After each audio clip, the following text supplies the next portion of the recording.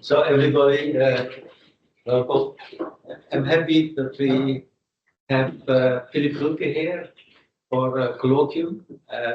Philip is specialized in magnetism on the atomic scale. So we will also talk about this atomic and molecular scale. He is mostly investigating atomic sequence on the surface with the specialized planetary microscopy, also using radio waves and doing ESR basically. A little bit more about Philip. He did that. He studied.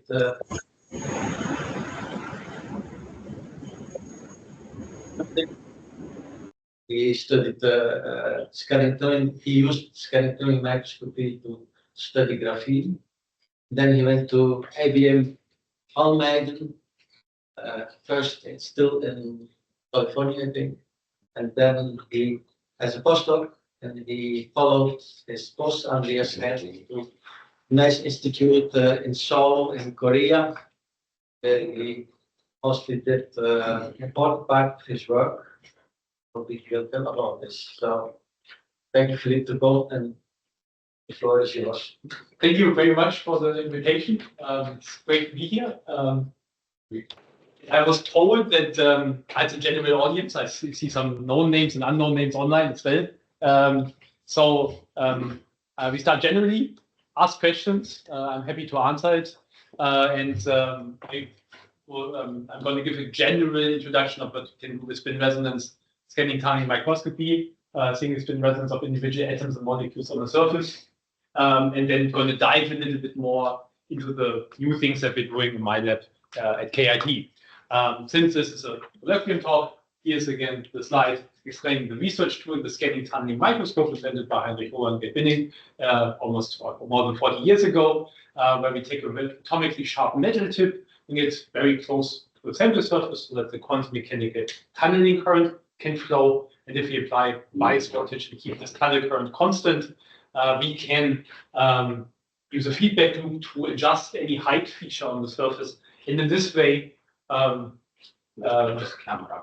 Oh, good. Create images of surfaces, atoms, and also add atoms as the single dot on the surface. However, we can also use our tip and pick up objects from the surface and move them around. This also allows us to build new things. And the first and probably most famous thing is this quantum coral, actually done in the same IBM lab, where some of the new research that I'm going to show was taken, capturing this electron wave in the center by this 48 iron atoms arranged in a circle. So this was just for capturing electron waves, but you can also use the iron atoms that are magnetic in order to study magnetism.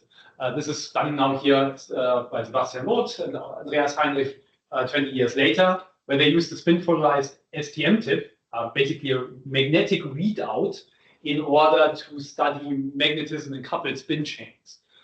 This is a nice example of 8 iron atoms in a row that actually couple antiferromagnetically with a certain in-plane anisotropy and an exchange coupling between that.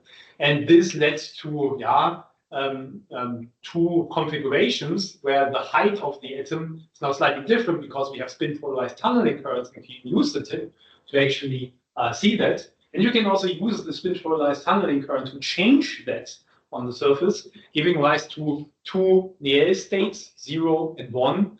And technically, you can store data in that. You cannot scale up, but you can show that it's in principle possible.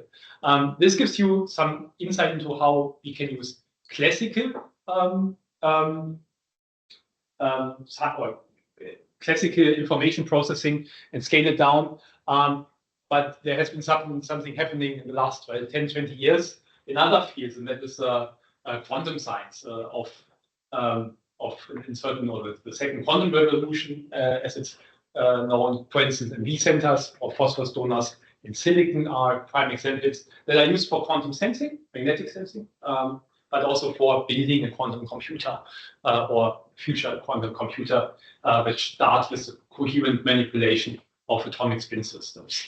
And this is a little bit our roadmap to combine what we're good at, and this is atomic scale imaging and atom manipulation, with what other things, these great architectures can already do.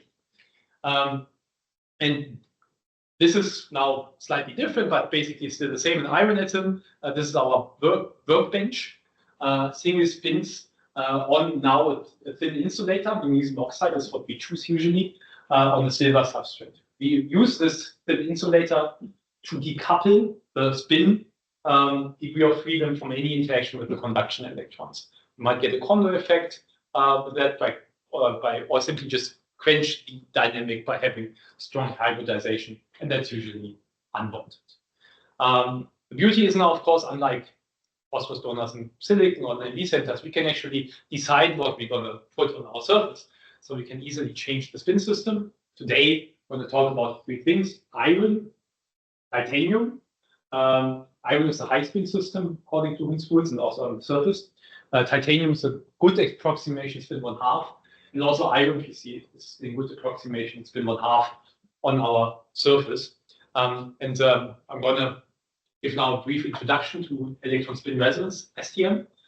Then I'm going to give a bit of an overview, general overview, what you can actually do with it. And in the last part, I want to something that I call quantum prototyping of molecular building blocks. What can we hope for if we take molecular spins and do something with them on the surface?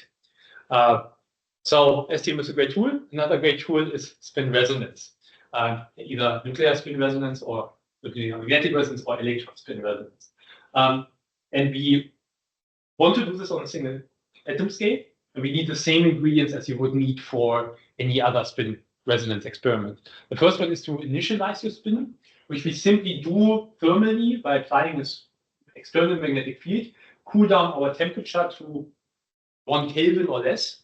If we do that, then simply from the Boltzmann population, if the energy splitting is around 20 gigahertz or 100 microelectron volts, we have already a good thermal distribution of this iron atom, for instance, being in the ground state, 70%. If you go to 0.5 Kelvin or a couple of hundred millikelvin, as you can also do it here, you're already at 90%. So this now initializes the spin on the surface, but we somehow need to read it out. And this is the way that we do this is, as I've already shown you, we make a magnetic tip by, for instance, picking up magnetic molecule atoms on the surface, here shown by my colleague Sebastian Loth with a manganese atom. And then you scan again, and the manganese atom is gone. Why? Because it's on the tip. And then you can look for, in the end, spectroscopic features that indicate that you have a spin polarized tip that has basically most up and down electrons, and get basically sensitive to whether the spin is on the surface is up or down. You get a high tunnel current or low tunnel current. Similar, in a nutshell, to a TMR effect in devices.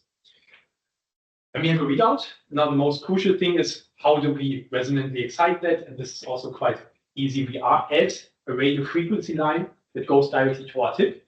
That induces a time-dependent electric field now in our junction that has the capacity to drive the spin from the ground to the excited state if and only if we actually hit the resonance frequency of this experiment, which is then given by this textbook ESR equation, H times F equals the Zeeman term in the easiest case. Then and only then I get this change in the population, which then changes the tunnel current in my experiment, change in tunnel current because of this magnetic readout, this TMR effect.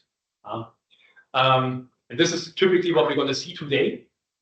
A frequency sweep, so we sweep the frequency, we see a change in the tunnel current, and this is the resonance that we get there. And yeah, please. How long does it take to record a graph like this? Depends whether it's figure ready or not figure ready, but you can do it in a minute. Okay. Yeah. Also, I mean, in your cartoon picture now, your atom on the tip is pointing in some particular direction. Yeah. Is this something that we influence tunneling curves as well? So this is tip dependent? It's tip dependent. Yeah. So welcome to the world of scanning probe microscopy. Everything depends on the tip.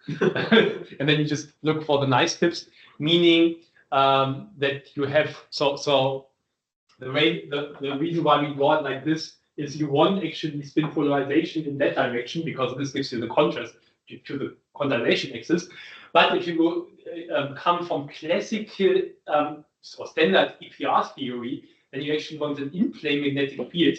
And something that I skipped a little bit is why this electric field is doing this, the driving. And the reason is actually, well, the reason is, like, we can talk half an hour about this. One easy picture and the mechanism that at least contributes to it is you shake this atom ever so slightly around in the in-plane magnetic field of the tip that provides the driving. A little bit like electric dipole magnetic resonance in quantum dots. They use something similar where they shake a little bit the electric cloud around.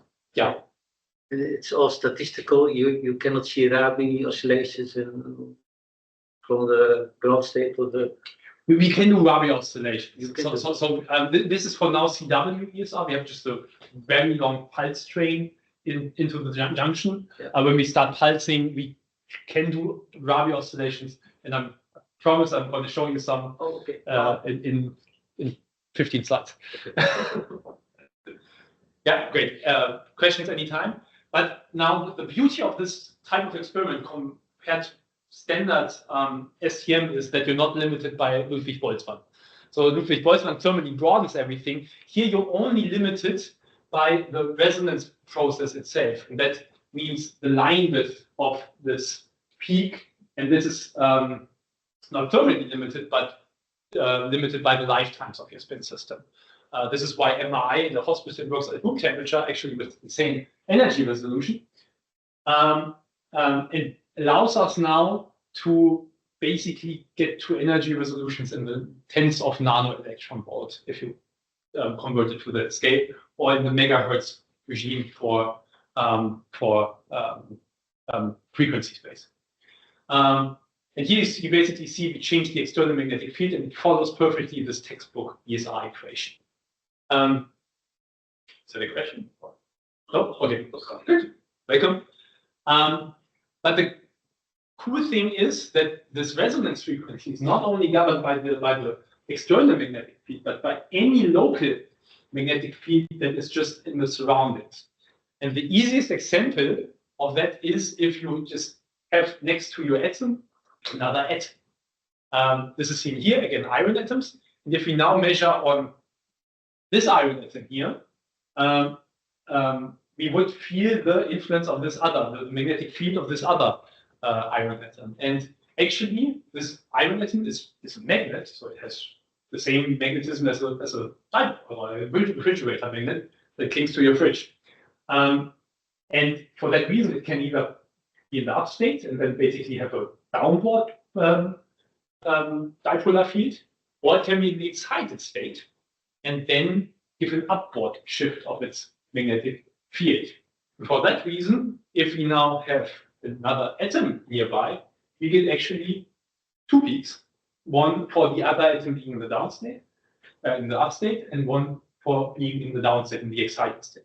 And why do we see two peaks? Well, this is atom is flipping with a certain population. This is again the 7038 volt Kelvin. And that is why this excited state peak is slightly less intense, because on average it's only 30% in this state and 70% in this state. More importantly, the strength of this magnet is now given by how much I split these peaks, right? This is giving how strong the other magnetic field is. And this is easily seen by making now pairs of atoms at different distance, right? If I move the atom very far away, the fields will get smaller. And this is actually what we did. Here's now the frequency splitting between these two up and down atoms. Sorry, other atom being in the up and down state, frequency splitting as a function of distance between the two pairs. We measure on one, feel the influence of the other one. And this is a double logarithmic scale. And the power law that is actually here fitted for pairs of iron, always measured on an iron with either cobalt or iron nearby, is 1 over r to the cube. So good approximation.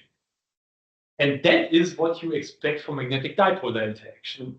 So basically the same interaction that you have between two refrigerator things. What is now nice is that the interaction depends on basically the distance. This is what we see here. And then the magnetic moment of both spins. If we know, or say that we know one of the iron atom underneath our tip, then we can infer what is the magnetic moment of the other atom nearby. And this is actually why we have here a slight shift between the two, because cobalt has a slightly different magnetic moment, electron less than iron, and gives us therefore a different total magnetic moment. And this is important, or this is a basic function of a sensor, right? So we can now sense what is the magnetism of something that is not underneath our spin or tip with this ESR technique. Yeah. I have another question. So when you have two atoms that are very close to each other, but you are only exciting one and measuring from the other one, how is it intuitive to understand how you only excite one and you are not exciting? You can excite more of them. What we think is, so I briefly mentioned that with this gradient. So one of the things that we think we need for the driving is basically moving the atom in the magnetic field of the tip or any magnetic gradient system. This is how classically ESR works with time-dependent magnetic field at the resonance frequency. We're also shaping the other one ever so slightly. And if you do something right, then you can actually drive the other one. That is not on the tip. I'm getting back to that in 15 slides. You had also a question? Same question? Same. Very good questions. So there's a suspiciously wide area here. And this is actually, we get some deviations from this. So this power law goes up to here, and then it's actually going higher than this. This is not too surprising because we're getting insanely close into a regime where you can expect exchange interaction to happen. So basically the wave functions of the ions starting to overlap. And that contributes to basically the different scaling law here. If you just fit the iron atom, you get actually 5.44 for magnetron. Iron has 6 electrons if you do your Hund's rules. So it means you have a spin of 2, and then actually also the orbital moment. It is a slightly cringed, but this is how you end up with roughly this 5 point something for megatrons of iron. So it's quite reasonable. And then you can still start playing around with that, and this is what we did 7 years ago, and actually builds now 5 iron atoms. One is in the center here. And if you measure this one now with always the same interaction to the neighboring spins, you actually get one more ingredient, and this is degeneracy in the system. So because it always has the same interaction, you actually get not one peak, but 1, 2, 3 peaks. One for all other spins being in the ground state. Then one peak where one of them is in the excited state. So this basically boosts the second peak. But you can also have a peak where 2 of them are in the excited state. The higher ones, it gets unlikely that they are all accidentally in the excited state. But you can increase that probability by changing the temperature in the system. And now they are more towards the excited state to shift the weight of the system. And of course, you can also break everything, make everything broken, and take it out, and then basically have all this degeneracy broken and get a mess of peaks that are distributed here. These are no fits to the data. These are simulations based on the single interactions. And this is the degree of control that you can add to the spin structure. So this is just a nice way of illustrating how you can combine this with atomic scale manipulation. And this concludes a little bit my first introduction part. I always show this, even though it's an old work, because it gives you a nice feeling of what interactions we actually govern with. There are now some varieties on that. So one thing that goes a little bit into the NV center field is actually to use this as a more versatile sensor. So up to now, we had basically something on the surface that senses something else on the surface. If you want the best magnetic sensor, you actually want to have something that you can scan around. We made this somewhat in 2 steps so far. So the first thing that you can do is you have a magnetic tip, and this also adds an interaction, dipolar and exchange interaction to the spin on the surface. And you can actually see that this is now a titanium atom here. And when you scan in X and Y across the surface, you actually get at a fixed frequency here certain positions at which you are in resonance. But the tip magnetic field just adds the right amount of tip field in order to bring the whole system into the resonance conditions. While driving the spin on the surface. You can do then something similar. This is going a little bit more to a versatile sensor where you have actually a spin center, in this case a PTCDA molecule, on the tip that you can actually scan around. Though imaging is not yet possible with that, or hasn't been shown, but it's very promising if you have on any material, it's get a quantitative atomic scale imaging. The other thing that you can do is build things similar like the dice. The dice was now, since this is the iron is a high-spin system and has a rather large anisotropy, behaves kind of classical, but you can also build from spin 1/2 quantum systems or artificial quantum systems. For instance, this plaquette, which simulates the building blocks, this so-called resonance valence bond systems that are important for spin liquid behavior. And my former colleague Kai Yang built now this rather large packet with some X states that are somewhat topological, I heard. I cannot explain it. Something that I can explain is actually this, and this is I like this because it's easy to explain. This is again titanium atoms. The titanium atoms are here shown on the left, and they look topographically the same. There's nothing nearby, but if you look at the spectrum, you actually see either 1, 6, or 8 peaks. Nothing nearby, but there's actually something inside, and this is also what the solution is already spoiled here a little bit. If you look at the isotopic table of titanium, there are 2 isotopes, titanium 47, titanium 49, that carry a nuclear spin of 5½ and 7½ If you have 5½ you have 5½ 3½ 2½ 1½ -1½ -3½ -5½ For 7½ you can do it yourself, but this basically gives you 6 and 8 nuclear spin configurations. And this is what we're seeing here, the so-called hyperfine interaction between the electron spin and its own core. And basically, this is again dipolar interaction, just not between 2 distant spins, but between an electron spin cloud, a d orbital, for instance, with the core of, or the spin in the core of the atom. There's also something that's called thermal contact term, which relates only to s electrons. That adds to that. But in a nutshell, this is why we see these 6 and 8 peaks. And then I did some, so this was still done at IBM. And then I had the pleasure to work with Sander Otz's lab, who went further with that, particularly Lukas Feldmann, who actually then started to interrogate this nuclear spin a little bit further. Titanium 47 has these 6 peaks. This is hopefully still visible here.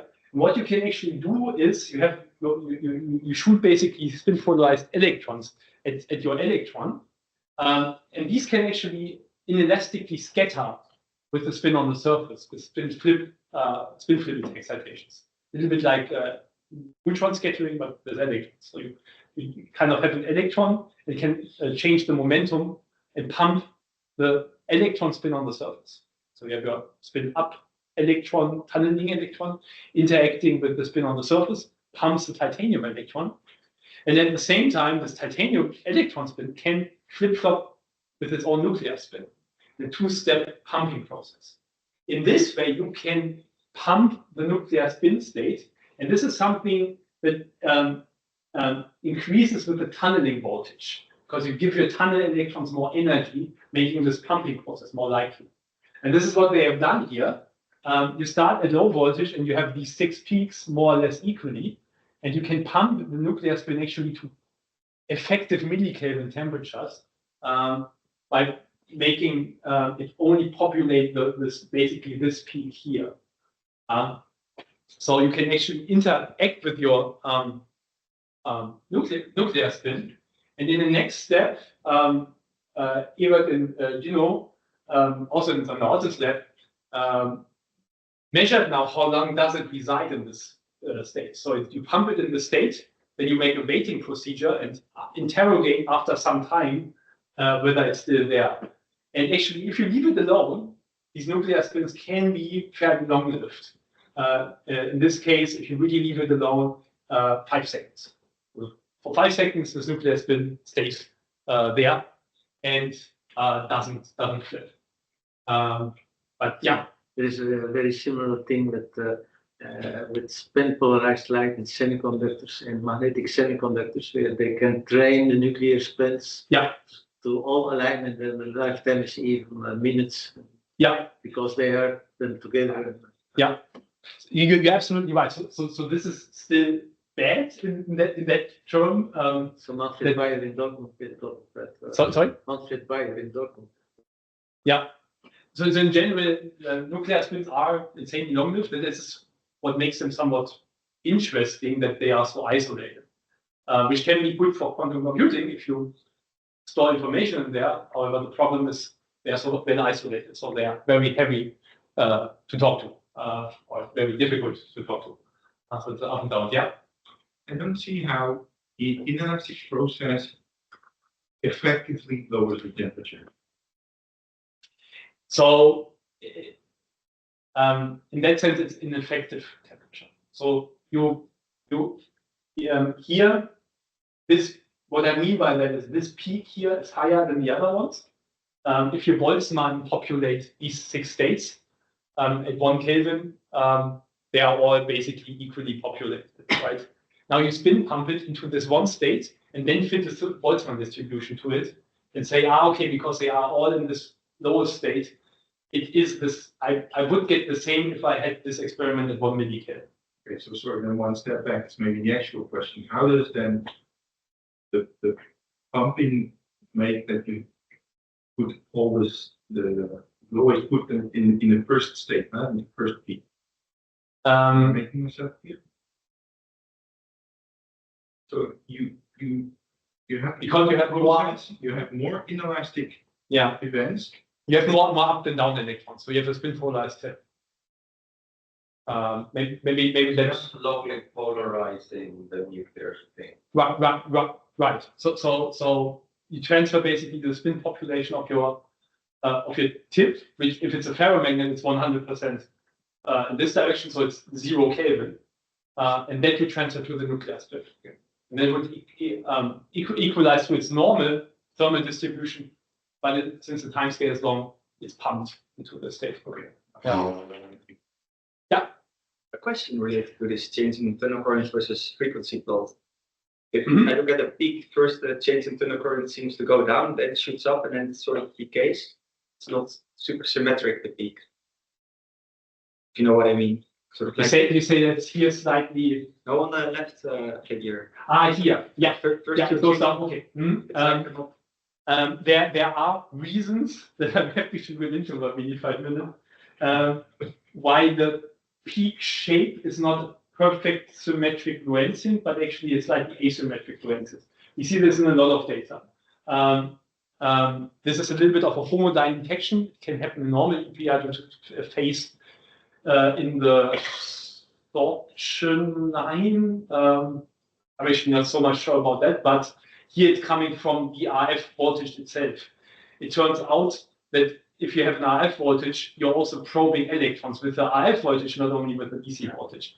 Then you have kind of a lock-in effect because you have an oscillating voltage that probes an oscillating conductance, gives you a DC signal that happens to be a completely asymmetric contribution. means if you do the voltage or the frequency sweep the other way around, then Still the same. Yeah, it's really it's clear. it looks interesting, but it's actually quite.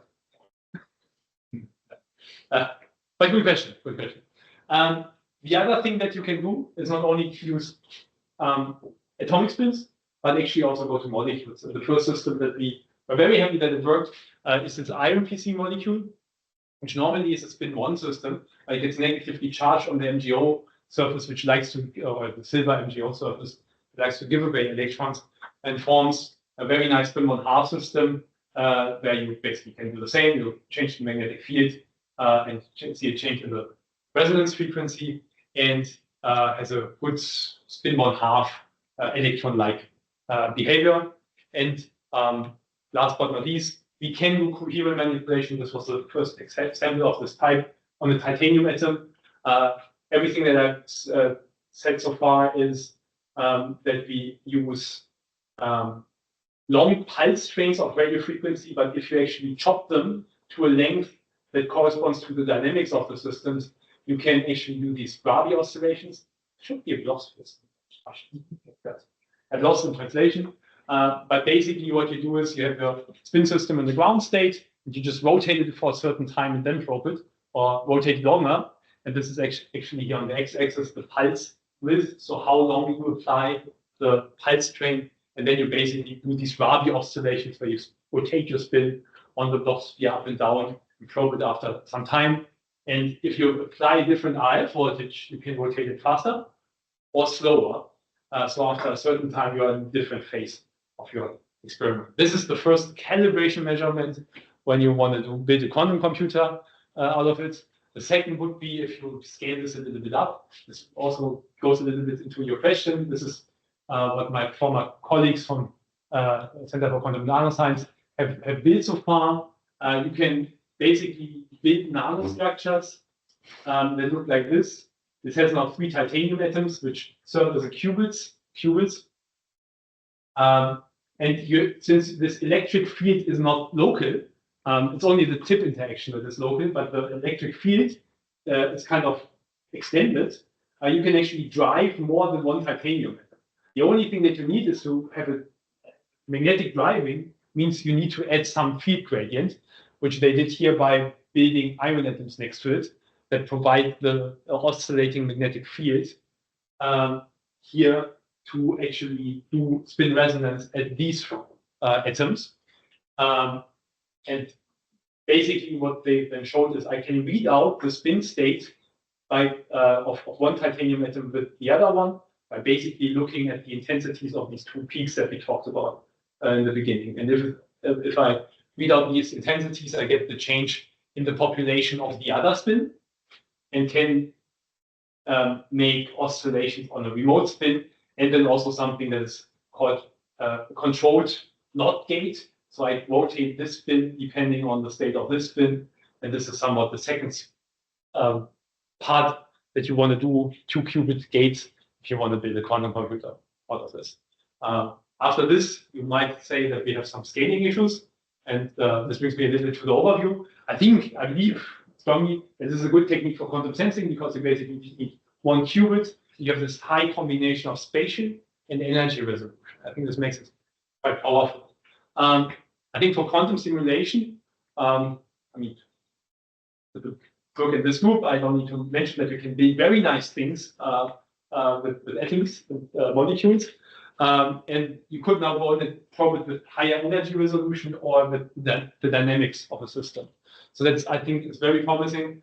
I personally wouldn't buy stocks for building a quantum computer out of atoms because you have this scaling issue that you basically just have on tip. So it cannot really compete with, I don't know, the King quantum computer, which also doesn't work yet, but it's at least scalable, where your concept is already almost 30 years old, but you could use phosphorus, dopants, and silicon, maybe the nuclear spin as our qubits, and then have some tunability in terms of so-called A gates. A is here now the hyperfine interaction that we talked about, that tunes the hyperfine coupling between phosphorus, nuclear spin, and its electron spin, and exchange couplings that we also had seen between atoms that tunes the interactions between these 2 electron clouds, between these 2 phosphorus atoms. So this is a little bit the idea here. Something where I'm a little bit more optimistic, and also chemists are a little bit more optimistic, are using molecules as the basic unit for molecular quantum or for quantum computers. So there are some nice video articles on that, and mostly written by chemists. So but they have some strong points. So if you use a molecule as a quantum unit, they are all identical, and they are somewhat more robust than a single atom because they have this nice ligand framework. And they can design this ligand framework and make it chemically tunable to the properties that you need for a qubit. Also, they sometimes self-assemble into regular lattices, so you have some organization in it, and they are still small and high density, but a little bit bigger than an atom. So I think for that, we can still do a little bit. That's why we focused a little bit in my lab now on molecules as quantum units. And well, we cannot scale up still, we have this one tip as a readout. But I want to show some examples of what I call quantum prototyping, where we can actually try to use things that we have on the surface on our workbench in order to build something loose to basically use molecules and see what functionality they have, maybe for quantum computing, but also for quantum sensing. This is one of our surface last year, where we now have actually iron and iron PC on the surface. The contrast rules it a little bit, but you nicely see that they, in some parts, actually form very regular lattices by themselves. We don't have to force them into that. So this is clearly an advantage. Again, on magnesium oxide surface. This is now the magnesium oxide surface. I mean, you rather want both normally, so it's much better, but we still need the insulator to decouple it. And I want to now, in marketing terms, I turn to that, can we at least dream of a molecular quantum computer? And I want to talk about some aspects of what we can do with molecules. The first one is actually make good qubits. One thing that I jumped over a little bit is, this is a good Rabi oscillation or C0 oscillation. But you see that this signal is vanishing after 100 nanoseconds. Okay, no. You already talked about that these tunnel electrons, they are actually inelastically scattering. We can pump with this, but it's also ruining our lifetime of our spins. This is actually the main source of decoherence and relaxation in our system, that we have these tunnel electrons. We can shut the tunnel current off, but you still have excitations from the thermal from the conduction electrons of the substrate in the tip itself. And this is hard to get rid of. Here's basically an early measurement where we measured the phase coherence time as a function of tunnel current, and we nicely saw, okay, if you increase the tunnel current, it basically drops to 5 nanoseconds. So we have to go fairly away, but then you still have the electrodes that it's hard to get rid of. But you want a nice two-level system that for making basically a qubit or spin resonance, but we want an improved lifetime. And so one of the questions that we ask ourselves is, can we actually build something with the things on our surface that is a bit more protected? And it turns out we can do that. So one thing that we found out is you can actually take one of these iron PCs, pick it up onto the tip, it's on the tip, and if you want to get rid of it, actually the only option that you have is put it on an iron. If you do this, you end up with structures like these. So here you see an iron PC, but this iron PC, this is function, yeah, okay, no, yeah, here, okay. So here you see an iron PC, but it has suspiciously here a ligand that is ever so slightly larger. These two as well. This one is larger and this one is larger, and so on. And this is actually where the position was where we dropped off the iron, where the iron atom was before the drop. And this is actually fairly reproducible and stable.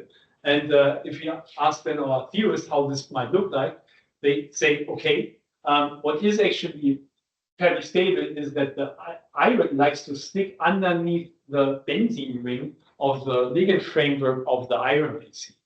And we here still have our iron PC, and here iron underneath the benzene ring. And the chemists actually have a name for that I learned. It's called an arene complex. So this is an iron-arene complex, and it mimics the whole class of so-called organometallics, where you have a metal center and some organic ligand framework. And We did some characterization in elastic electron tunneling spectroscopy that I'm not going to show if you want later, how this actually looks, or how the spin structure looks like. And it turns out we can actually describe it as a simple Hamiltonian that I'm going to briefly go through, with an exchange coupling between the two spins, the iron and the iron PC, and then an isotropy term of the iron spin.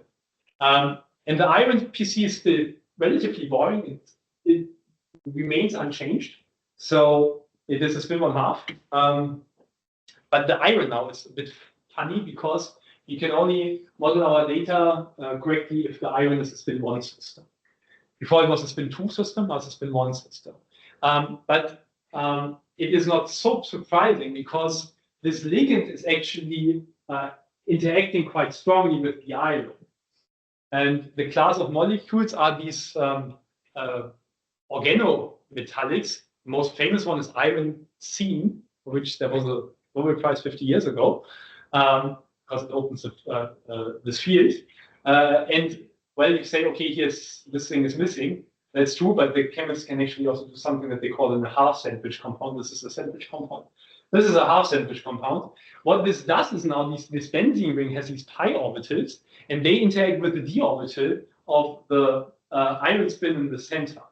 And now it pushes some orbitals to lower energies as the ligand field or crystal field, and some higher. You keep the number of electrons the same, but now you end up with two half occupied orbitals at the Fermi level, and the other ones are fully filled. And this, in a nutshell, gives you this spin 1/2 to 1 position. And this iron basically has a half, it's kind of a molecular spin system now, less than an atomic spin system. And the fun thing is, because they are so close to each other and coupled via the ligand framework, the exchange coupling is quite large. So for iron atoms 1 nanometer apart we had earlier, there was 100 microelectron volt. Here we're talking about a strong exchange coupling of 40 millielectron volts. And because of this strong coupling, there's this spin system is actually doing something kind of funky. So this is antiferromagnetic coupling. Now you have a spin 1 and a spin 1/2. So if we do the math, we would end up with 1 minus 1/2 gives you a new spin 1/2. This is basically also what happens, but since it's a Heisenberg exchange Hamiltonian, you actually have two possibilities of getting a spin 1/2, namely minus 1/2 and 1, but also 1/2 and 0. So if you solve this Hamiltonian in a limit where J is actually much larger than E, you end up with a ground state that actually has now contributions from both different from both spins in different spin states, and that makes this basically correlated. So you cannot change one without the other. That means what correlation means. And in an energy diagram, you then get basically this state, the corresponding excited state, where you end up with minus 1/2, and then split off by the large exchange coupling a other set of levels high up, 20 millielectron volts up. So up to now, you had to believe me that this is the case, but we can actually do now some measurements that prove that. Because if we have this doublet down here, this is something where we can do spin resonance on, right? Because it's still 2 spins. And the funny thing is, you can now go to the iron PC side of the ferrimagnet and measure spin resonance with the slope of 1 mu Bohr. But you can also go to the iron side and measure basically the same signal. You can also make a map of where you actually find spin resonance, and we call this spin contrast maps. It's not too hard, but again, details. And you get basically measurement in the center and on the iron atom here, nowhere else. So we have now a spin center that has 2 compositions, but it adds up due to the spin states to a new ground state that is again acting like a 2-level systems, but distributed over these 2 spin states. That was kind of cool, but is it better? So we did some Rabi oscillations. They are okay. They are better than the ones of isolated IMPC, but still not very long. But we still could impressively fast rotate for our feeding. So this is now the power dependence as a color plot. When you do Rabi oscillations, you can also make so-called detuning measurements, where you detune away from your resonance frequency as a control measurement. You then don't rotate over the whole Bloch sphere, but kind of off resonance, so you choose a different axis. The further you go away, the smaller the circle becomes over which you rotate. That also makes the way that you need to travel on your Bloch sphere smaller, so you can rotate faster, but it makes the intensity of the signal go away. This is a typical Rabi detuning. For time reason, I skipped the Ramsey detuning.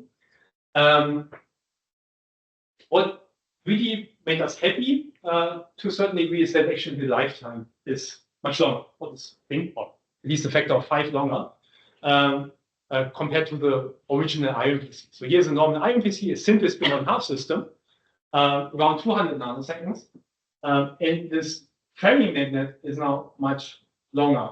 And the reason for that is that, well, here you are, in a nutshell, the simple picture here for the IMPC, you're interacting directly with the one spin underneath. However, if you have this ferry magnet, you actually need to, you're only tunneling into one of them, but you need to flip both of them at the same time. And the probability, if you really just do the Hamiltonian, is much lower of this making this transition with the one tunnel electron flipping this. And this is giving you a suppressed scattering due to the correlation in this two-spin systems. So, long story short, or maybe I briefly go into this. The other fun thing is you can also couple them, like we've coupled or measured the interaction between iron atoms on the surface. You can now also take these ferry magnets and couple, for instance, here the iron atom to the ligand framework of this other iron atom. Then you also get multiple transitions. And maybe I don't go too much detail, but basically what you can do with the tip is now detune one of these spin ferry magnets with respect to the other one. So you kind of shift the eigenenergies of that system from the one side to the other. That's often also done in quantum dots and other and superconducting qubits. You tune the system through an avoided level crossing where the two spin systems can best hybridize. And this is basically shown here, where you go from one regime where they have completely different eigenenergies to one where they actually have exactly the same on-site energies, just the coupling term.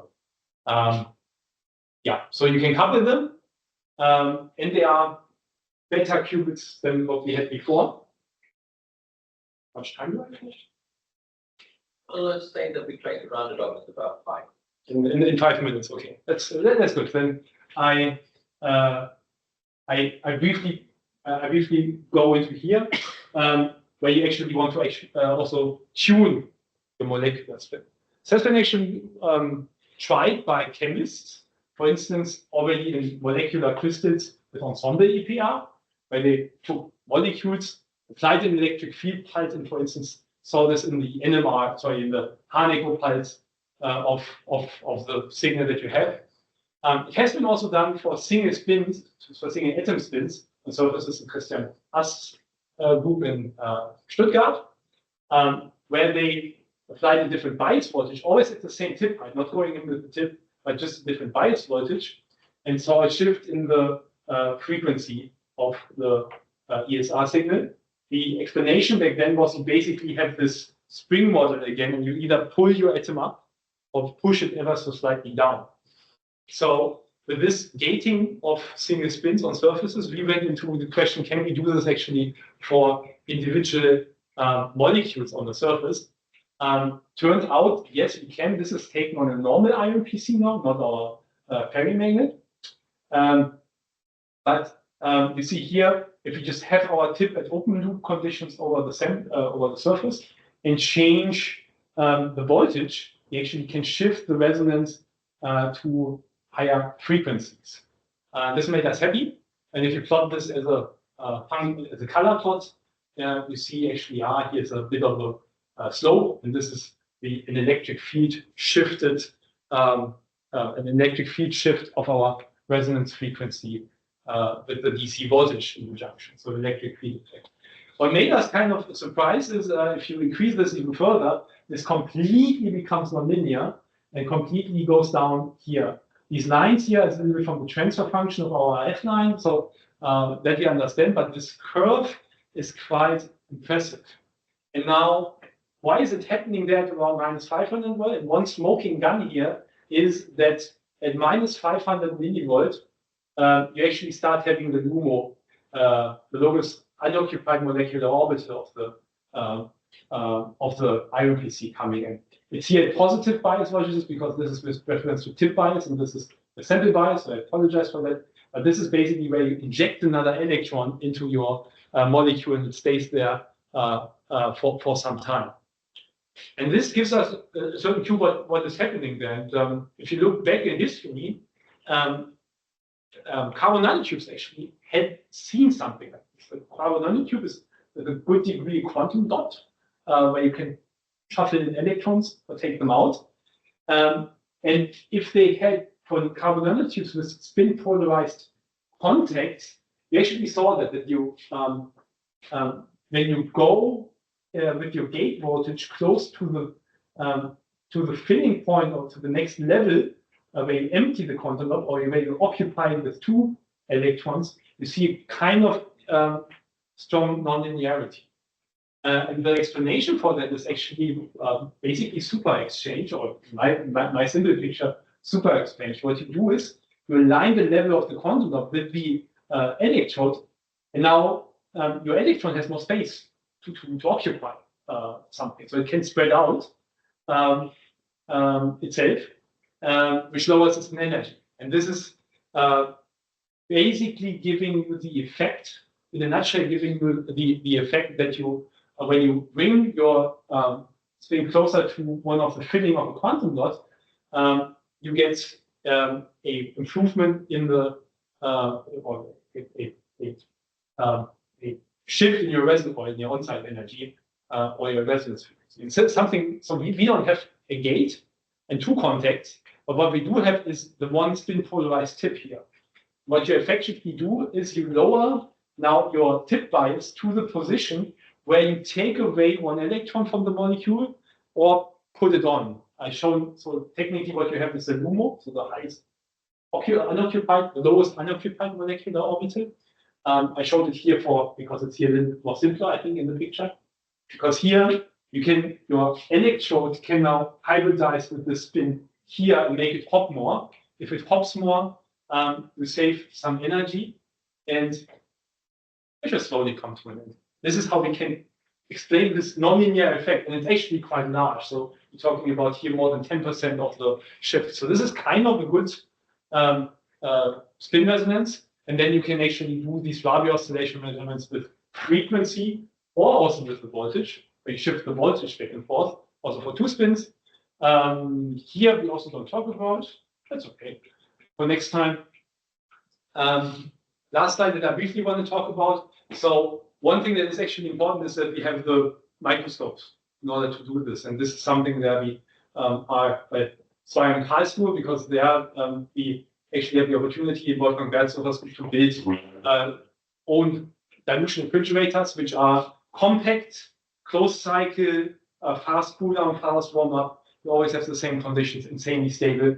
I call it in marketing terms a quantum ready SDM, where you don't need to worry about, but I mean, we have enough with the radio frequency to worry about and building these structures that you don't want that. Here you see the cryostat with the Unisoku SDM underneath. Here's a banana for scaling. So it's really just nice to work with.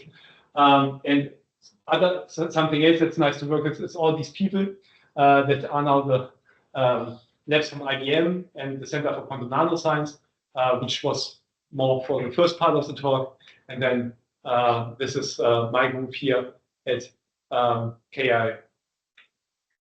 KIT, sorry, with Van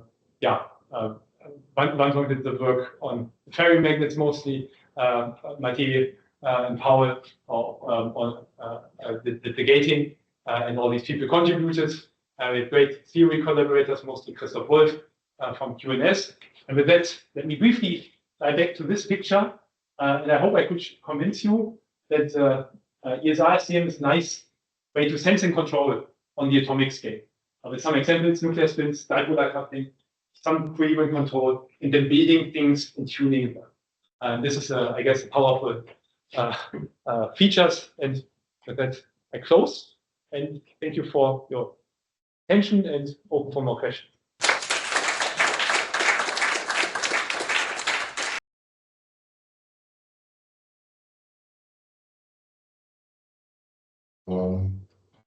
Thank you, Philip, for this quite impressive talk. Are there any questions left? Also, can you also take questions from the people remotely if they talk? If they show hands Okay. or out loud, we can do that. Yeah, I have something. I mean, a bit of your theme today. Great talk, by the way.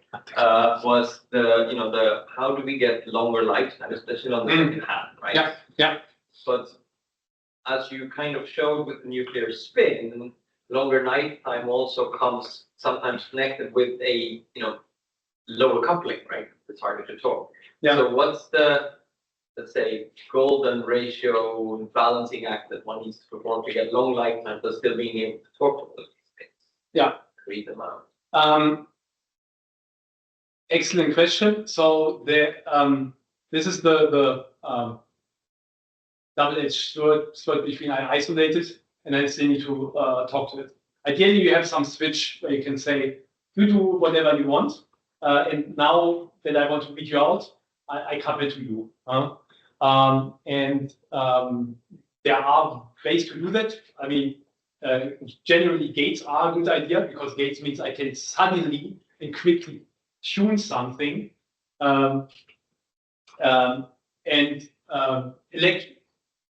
Something that I didn't highlight about the electric control is you actually also want it locally. So this is always the advantage between electric fields versus magnetic fields. When you want to locally say, I switch this on or off. So that would be my answer. When you can, in quantum engineering, do certain cascades where you say, okay, I read this thing out via remote spin or via a quantum dot, and this talks to other things. But this is then always depending on the application, right? Yeah, well, I can ask something. So in the last part where you were showing that you had the ligands that were also enhancing the interaction between the two spins, like, do you? Yeah, so I guess this plays a quite important role for, yeah. It's right here, right? Yeah. Yeah, it was up, yeah, before or after. No? Yeah, this one, yes, Yeah. indeed. Yeah, so do you, like, are you aiming to have a larger interaction between these like two atoms? Is this something that you're pursuing, or how does this matter in terms of like? So it is large enough. It's not that we could engineer this quite controlling. Now that we know it, we might be able to. Here it was made more or less nature given. It happened to us. So what you need in order to have a good isolated ground state is actually something that is large compared to the splitting here. So a couple of few milli-electron volts. Also, you want, this is the blue term. In blue, we have a little bit of anisotropy in the iron spin, because it's spin 1. You want this to be lower than the J. So J must be larger than the D term, because this drives the correlation between these two spins. There's a nice theory paper on that a couple of years ago that really just goes through this relatively toy Hamiltonian, right? It's just a spin 1 and spin 1/2. But this adds to the protection in there, this strong exchange coupling. There's some analogy to if you have a system with the spin orbit coupling, because the Hamiltonian is quite similar. If you have this system, it's like having a single electron in a p shell. because a P shell has then an L equals 1, and a P and then the S of 1/2 they couple antiferromagnetically because Hund's rule less than half full. So there's some analogy in that. Yeah. Other questions? I have one myself. You saw quite nice, let's say, artificially made iron molecules, let's say 3-4 iron atoms. Of course, you have there the ferromagnetic interaction they like to, but could you also do this like with atoms that like to do anti-ferromagnetic interaction? So it's actually, yeah, look for instance to spin frustration and spin liquids. Yeah. So actually, Artificial spin liquids made atom by atom. actually, so the interaction was the antiferromagnetically because it's direct exchange or super exchange here. So, but it's the ground state is typically antiferromagnetic. Already. Yeah, already, which is the default. But I was mentioning one of the much earlier slides. Yeah, but then all the atoms. that's also antiferromagnetic coupling. Yeah, this one. Yeah, this corresponds to an antiferromagnetic coupling actually because it's a direct exchange or either direct exchange or super exchange together. But then if you make, like, say, a triangle, you get. We tried this with titanium atoms, and it looked okay. The problem really is that on an MgO surface, you can't do that. Because you always have the problem that you have ever so slightly different lattice height. That's actually why we came up with the next best thing, which is a resonating Bayes bond state in the quartet, which is the first thing that is non-trivial, so to say. But spin liquids would be interesting, certainly. Yeah. For that, we need to go maybe to more nitride. Yeah. Exactly as a triangular. Yeah. So this, excellent. Very nice. I was impressed by the iron thalocine needs. Also, let's say it opens a lot of perspectives for chemists also. Yeah. Absolutely. Yeah. You know that in life science they also work on iron porphyries, very much related. Yeah. They are the catalyst to split your CH bonds of your what you eat to get an oxygen in between. Yeah. And that would be kind of fun to from fat to sugar like things. Yeah. Unbelievable. These feel somewhat correct. Yeah. It's a great molecule. I mean, you would think about putting oxygen in the chamber and see what spin state should have. But yeah. Great, thank you. If there are no questions anymore, we should thank you.